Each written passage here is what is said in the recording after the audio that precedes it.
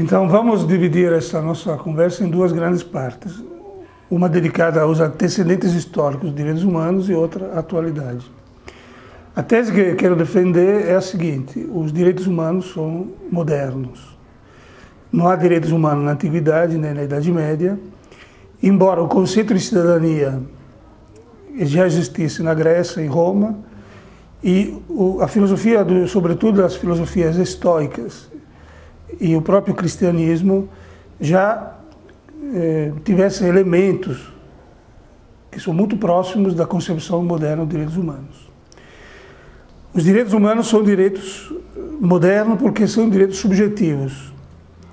A partir do século XVI, XVII, surge, contemporaneamente ao surgimento da nova sociedade moderna, da transição do feudalismo para o sistema capitalista, surge a ideia de que os direitos são faculdades e poderes dos sujeitos sobre si mesmos, suas ações e seus bens.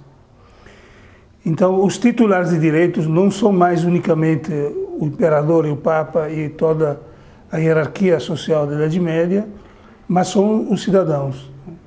Se na antiguidade os súditos tinham mais obrigações do que direitos, na modernidade o Estado tem obrigações e os cidadãos têm direitos a exigir para o Estado. Podemos simplificar a história conceitual dos direitos humanos em três grandes movimentos históricos. É claro que se trata de uma história conceitual, não de uma história social. É uma história das ideias, dos conceitos, que depois tem que ser verificada e confrontada com a história social. Mas nós aqui vamos fazer nesse momento essa história conceitual.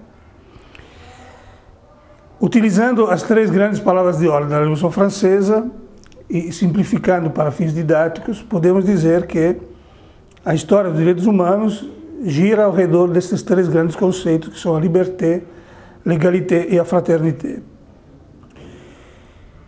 que são respaldados por as três grandes tradições da filosofia política moderna: o liberalismo político, o socialismo, nas suas várias versões, e o cristianismo social, a doutrina social da Igreja Católica e também, em geral, a influência cristã.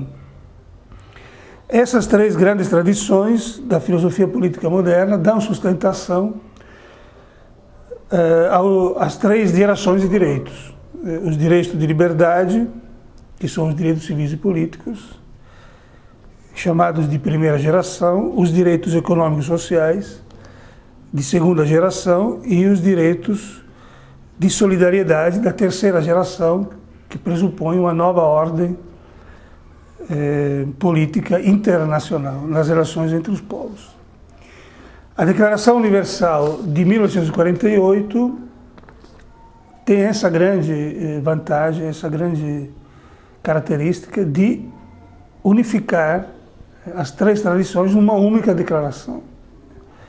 Foi a tentativa mais ousada que tivemos na história da humanidade de criar um documento que unificasse pelo menos as três grandes tradições do Ocidente, porque a declaração foi claramente uma iniciativa do mundo ocidental.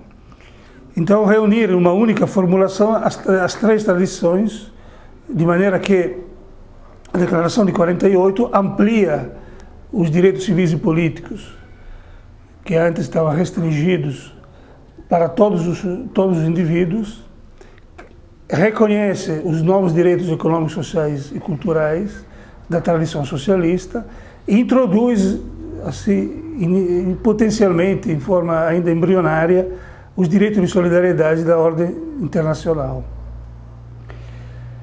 Esse acordo, porém, foi precário, porque logo depois aconteceu a Guerra Fria, que congelou, de alguma maneira, esse acordo prático internacional.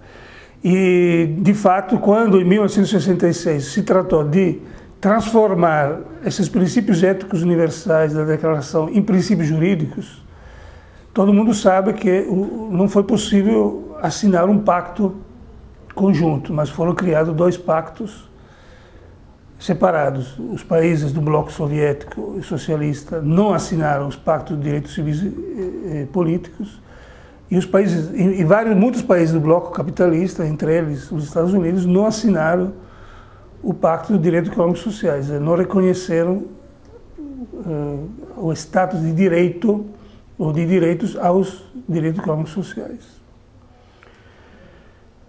Foi feita, porém, depois do fim da Guerra Fria, uma grande tentativa de unificar essas concepções com a Declaração de Viena de 1993, que teve o grande mérito de proclamar a indissociabilidade, a indivisibilidade, a unidade substancial dos direitos, tanto civis e políticos, ou de liberdade, quanto econômicos e sociais de igualdade, como os novos direitos que estavam surgindo, o direito ao desenvolvimento, o direito à paz, o direito ao meio ambiente, que são a terceira geração de direitos que surgiram no momento em que as questões internacionais assumiram uma grande relevância. Com isso, nós terminamos essa sumária reconstrução da história conceitual dos direitos humanos e vamos chegar para a contemporaneidade, para traçar as linhas principais, os problemas, as contradições, os elementos principais que, do ponto de vista da filosofia, são importantes no debate atual sobre os direitos humanos.